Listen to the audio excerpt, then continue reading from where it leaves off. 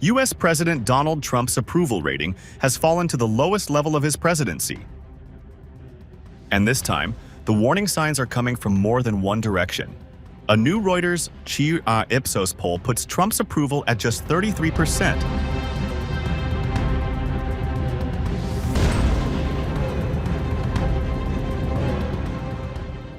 While 64% disapprove of his performance in the White House. That is down from 35% earlier this month.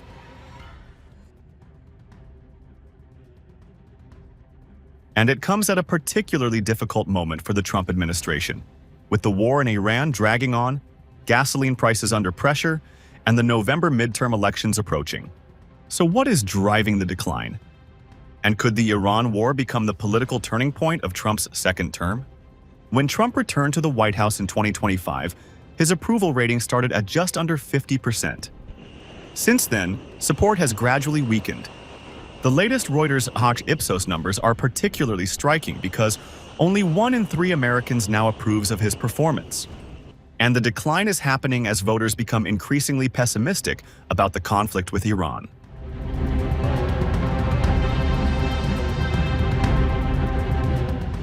Yeah, I mean, we control it. We control it with the blockade. We have a blockade. We control it with the blockade. And I like the idea of declaring it a territory. Why do you do that? We have total control over the strait. Now, they can be a nuisance.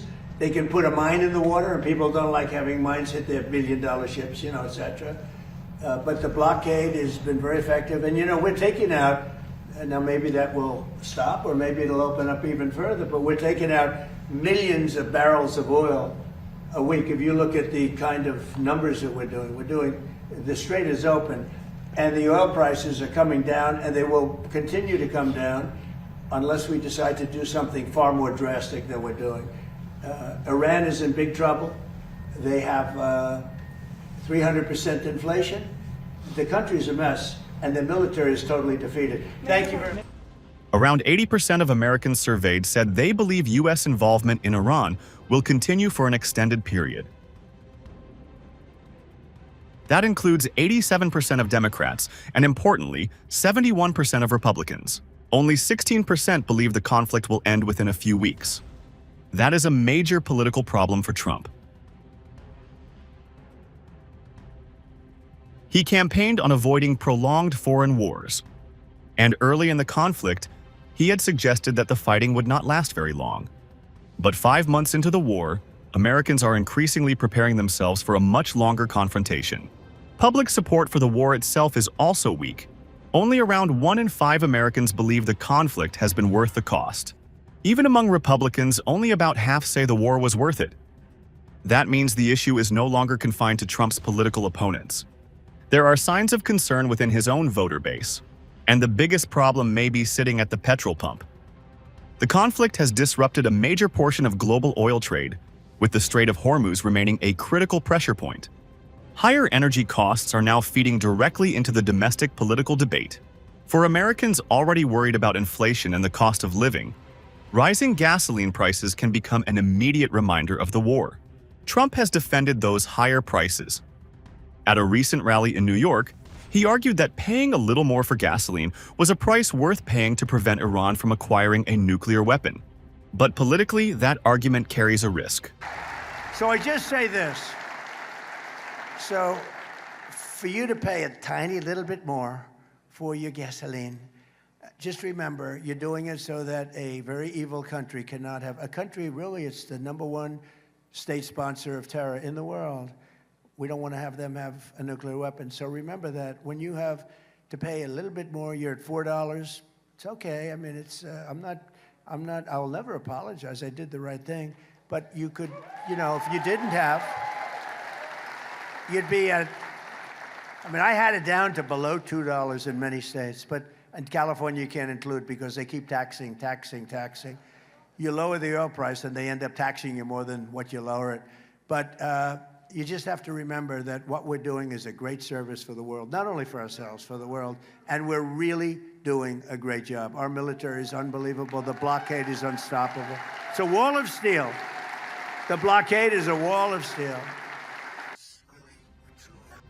Trump built much of his campaign around promises to bring prices down and protect Americans from the cost of living squeeze. If voters instead associate his presidency with more expensive fuel, the political damage could grow. And there is another warning sign. Earlier this month, a Reuters Ipsos poll found that Democrats had overtaken Republicans on the question of who would handle the economy better, the first time that had happened in nearly a decade.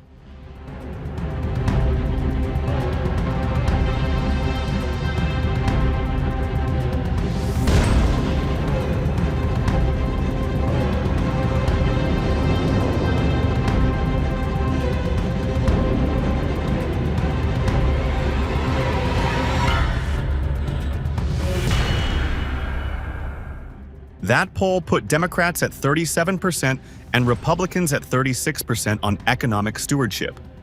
That shift matters because the economy has traditionally been one of the Republican Party's strongest political arguments. Now, voters are increasingly questioning whether Trump's policies are actually improving their financial situation. Another recent poll found that more than half of U.S. voters said they were financially worse off under Trump, while Democrats were gaining an advantage on issues including inflation and jobs.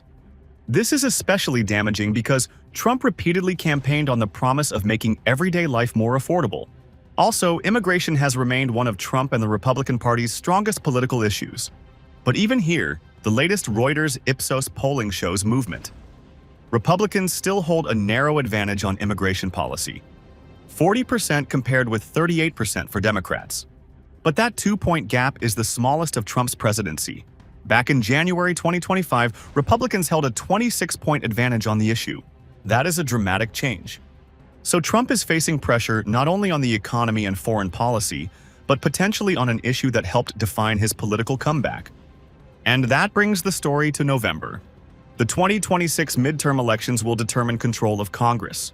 Historically, the president's party often faces losses during midterms. For Republicans, the challenge is even more complicated because Trump's political strength remains enormous within the GOP. But weakening approval can make vulnerable lawmakers nervous. Republicans are already defending congressional majorities. And if voters turn the election into a referendum on the Iran war, gasoline prices, and the economy, Democrats could benefit. Recent reporting suggests Democrats are increasingly optimistic about their chances of winning back the House, while the Senate is also becoming more competitive. The big question now is whether Trump can change the trajectory before voters go to the polls. That could depend heavily on what happens in Iran.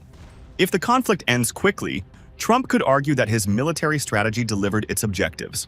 But if the war continues, oil prices remain elevated, and Americans continue feeling the economic impact, the political narrative becomes much harder to control.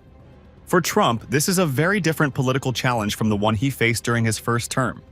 His strongest assets have traditionally been his connection with his base, his dominance within the Republican Party, and his ability to frame political debates around issues such as immigration, security, and economic nationalism. But the latest polling suggests those advantages are being tested. The crucial question is whether this is simply a temporary dip, or the beginning of a much larger political backlash. Because with the midterms approaching, Trump no longer has the luxury of treating falling approval as just another bad poll. The Iran war, the economy, and the cost of living are now converging into one political test. And November could show just how much that test has changed the balance of power in Washington.